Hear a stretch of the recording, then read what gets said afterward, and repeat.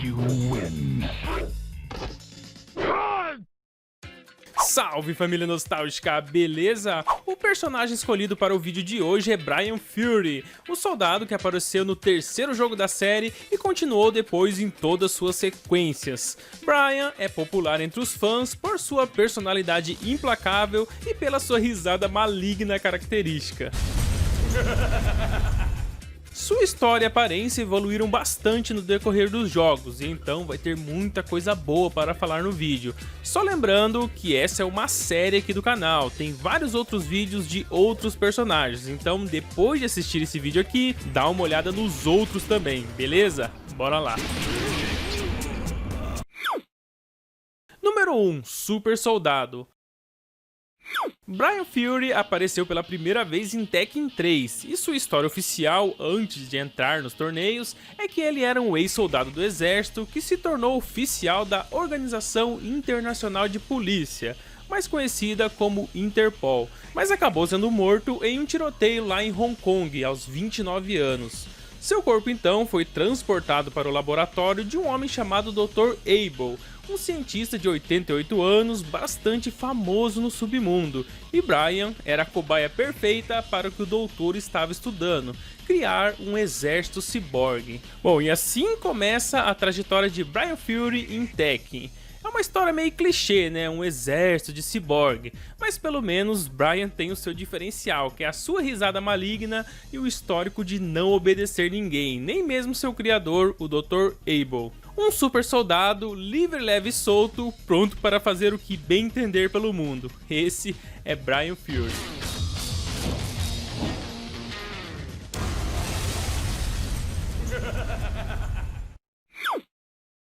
Número 2. Péssimo parceiro.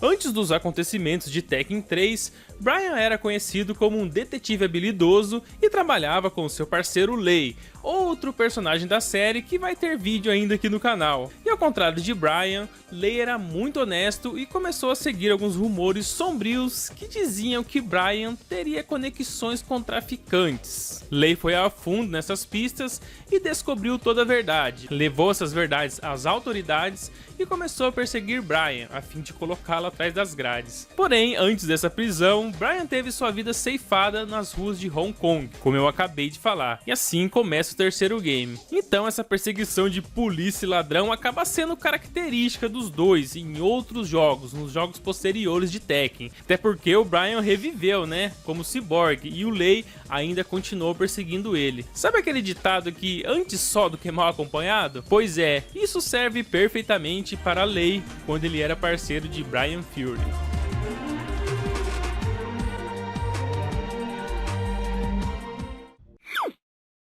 Número 3. Prazo de validade. Após ser transformado em ciborgue, Bryan ganhou força e agilidade, e por um bom tempo fazia o que queria com esse poder, até porque seu criador, o Dr. Abel, estava agora trabalhando para Heihachi Mishima como um consultor científico lá da corporação Mishima Zaibatsu. Ele praticamente abandonou seu projeto, pois considerava que Bryan agora estava obsoleto. A partir disso, 2 anos se passaram e Bryan descobre que sua energia ciborgue estava chegando ao fim e sua morte seria iminente e silenciosa. É como se a bateria dele estivesse perdendo sua vida útil, porém sua força continuava a mesma. E a única esperança era forçar o Dr. Abel consertá-lo, e esse é o motivo dele entrar no 4º torneio da série. Segundo a história de Tekken 4, se ele ganhasse o torneio, se tornaria o chefe da corporação Mishima Zaibatsu. E o mais importante do que isso, quem derrotasse Heihachi Mishima poderia facilmente assumir o controle total da corporação, na força bruta mesmo, é claro, e todos obedeceriam ele sem fazer perguntas, inclusive o Dr. Abel, que poderia dar mais tempo de vida a ele. Como isso não aconteceu, Bryan buscou a ajuda do maior rival do Dr. Abel, o Dr. Boskonovich, que teve que engolir o orgulho quando descobriu que Yoshimitsu, seu maior rival nos torneios, seria quem consertaria sua bateria junto com o Dr. B. Nesse momento, o Bryan só abaixa a cabeça mesmo e aceita a ajuda. É, na hora do aperto, meu filho, até a ajuda do seu maior rival já tá valendo. Well then, sweet dreams.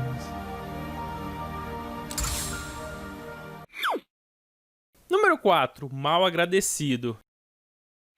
Depois de uma longa cirurgia, vamos dizer assim, o Dr. B e Yoshimitsu conseguem instalar a bateria perpétua no corpo de Brian. Porém, antes de fazê-lo dormir, Dr. Bosconovitch havia prometido dar um corpo novo em folha a ele, para o lutador ficar ainda mais forte. Tão forte quanto essa cadeira de plástico aí. Segundo o manual de Tekken 5, Bosconovitch instalou um gerador de energia perpétua no Cyborg, mas ainda não compreendia totalmente sua tecnologia e pediu mais tempo para estudá-lo. O problema é que o Brian é do tipo impaciente, em vez de agradecer ao doutor pela bateria instalada, tocou o terror lá no laboratório, botou todo mundo para correr e fugiu para entrar no 5º torneio de punhos de aço. E a intenção do lutador era testar seu gerador recém-instalado. Esse Brian é folgado e mal agradecido.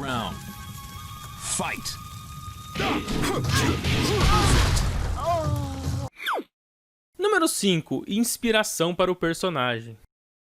A aparência de Brian e o enredo geral dele no jogo compartilham semelhanças com o filme clássico de ficção científica de 1982 chamado Blade Runner. Lá no filme existem humanos artificiais chamados de replicantes, exatamente como o nome que está no perfil de Brian lá no site de Street Fighter vs Tekken. Brian também tenta caçar o Dr. Abel, que o abandonou após tê-lo criado. O Cyborg percebeu que estava morrendo e queria que Abel o curasse. Coincidentemente, essa também é a história do personagem Roy em Blade Runner. Lá no filme, os replicantes duram apenas 4 anos e o Roy tenta encontrar uma maneira de prolongar sua vida útil. Sem contar que é a cara lavada, né? O Brian e o Roy, praticamente a mesma pessoa. Um excelente filme dos anos 80, que ficou até bem mais interessante depois que eu descobri que Brian Fury é baseado nesse personagem.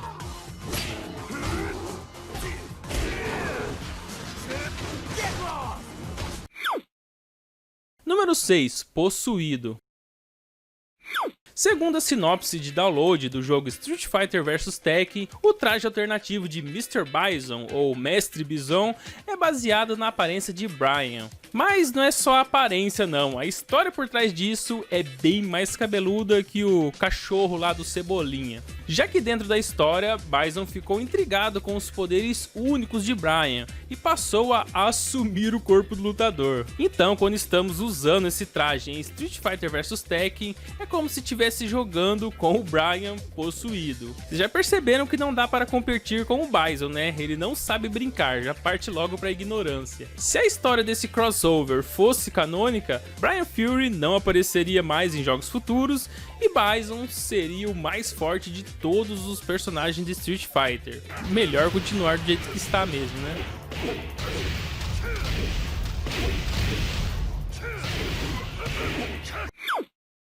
Número 7. Colecionador.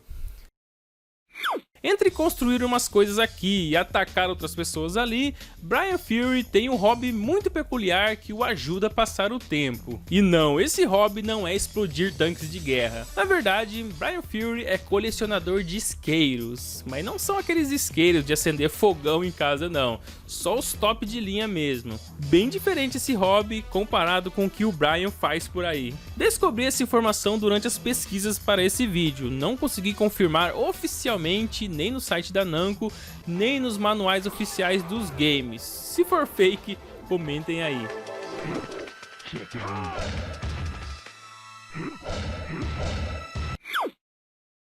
Número 8. Olho de Cobra. O nome oficial do personagem é Brian Fury, mas ele também é conhecido como Snake Eye, ou Olho de Cobra em português. Não sei se é um codinome do tempo que ele era do exército, ou são só esses belos olhos claros mesmo, os olhos estilo Ninja Naja devoradora de curioso. Olha só a perversidade só no olho desse cara, acho que ele derruba alguém só de olhar. E além do nome como referência, o traje oficial de Brian em Tekken 3 e Tekken Tag Tournament é uma calça de pele de cobra. Não uma calça com o desenho de uma pele de cobra, é feito com a pele da peçonhenta mesmo. Traje típico, já complementando seu apelido, Olho de Cobra.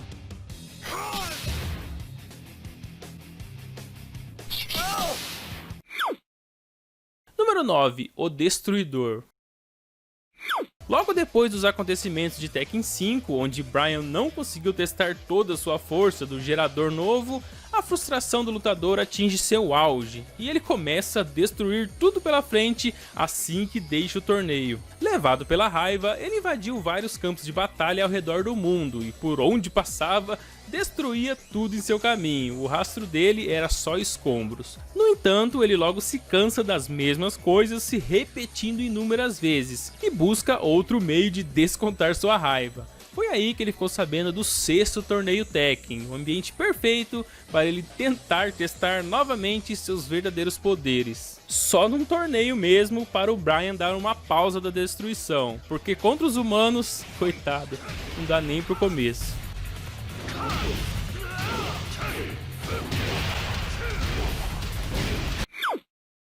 Número 10, Arma Nada Secreta. Bryan Fury tem acesso a todo tipo de armamento e ferramentas que o ajudam à destruição por onde ele passa. Tem várias cutscenes mostrando ele com todo tipo de ferramenta e arma. No entanto, quando o assunto é acertar coisas no ar em movimento, ele tem uma ferramenta mais específica, que acabou, aliás, virando sua marca registrada, uma viga de ferro de construção. O cara é tão doente e tão do mal que em Tekken 6 faz questão de derrubar um helicóptero na barrada mesmo, e fica parado ali bem no local da queda só pra mostrar que é fodão.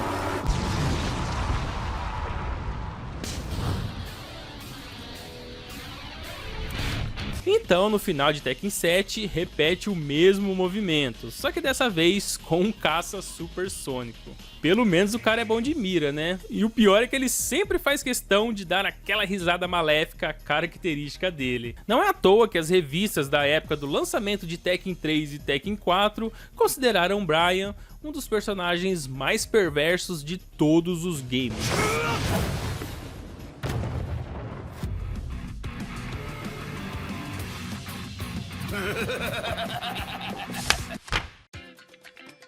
E assim encerra o vídeo sobre o Bryan Fury. Se você gostou do conteúdo, deixe seu joinha e se inscreva se é novo no canal. Tem vídeo sempre às 6 da tarde. Vou deixar aí na tela o link da playlist com os outros personagens e outras séries com outros jogos. Vou deixar as duas playlists aí, é só clicar e assistir. Agora sim, encerrando o vídeo e até a próxima. Fui!